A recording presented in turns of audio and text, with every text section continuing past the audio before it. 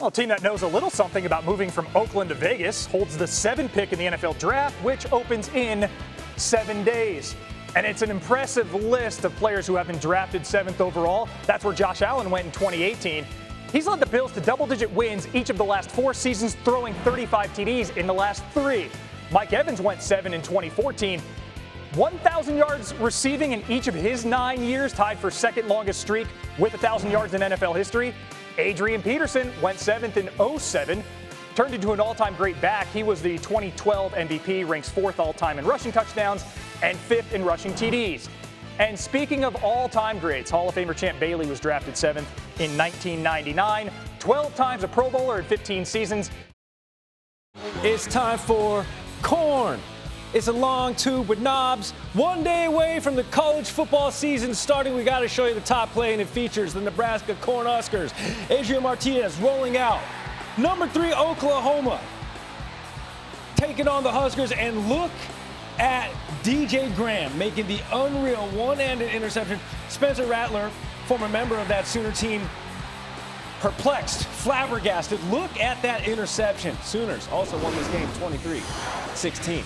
Here are the Big 12 favorites for the upcoming season, according to ESPN FPI. After finishing 5-7 last year, Texas has the best chance to win the conference, something they haven't done since 2009. And Oklahoma has the second best chance as the only other Big 12 team with at least a 10% chance to make the college football playoff. Who wins the hair game between these two quarterbacks? But listen, I think Herbert wins the hair game. I think Trevor's just showing off at this point, growing it that long. But it just kind of leads me back to that point where, you know, guys with hair think they're so cool. You know, I mean, that's just really what this boils down to me. You know, honestly, like there's just an arrogance with guys with hair. Kind of like with you, Randy. You know, a little bit like you. It's that's nice. That's nice of you to say. It's illustrious company. That's what Tim Hasselbeck looks like. With whose hair is that? That's probably Herbert's. I see some sunshine. A little bit of a sun-in situation there. That's not a bad look there. That looks, see, I had that look, only it was a comb over on top at one point. It was long in the back. There's a bit of a comb over. David Lloyd, Randy Scott with you, SportsCenter AM. On this Thursday, got a final countdown here.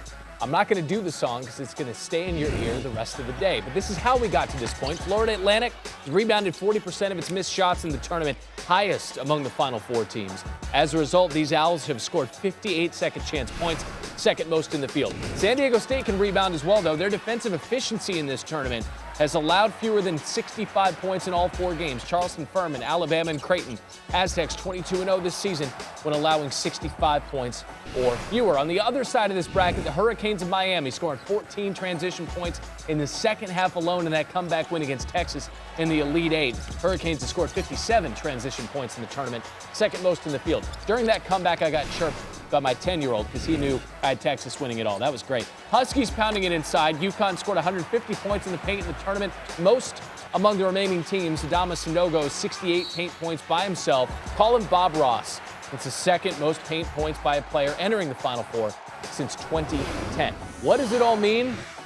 According to ESPN Analytics, the Huskies tournament to lose. They are the overwhelming favorite. Danny Hurley's team, a 60% chance to cut down the nets. UConn has converted 4 of its previous 5 trips to the Final Four into national championships. It's good for the highest rate of any team with multiple appearances in NCAA tournament history.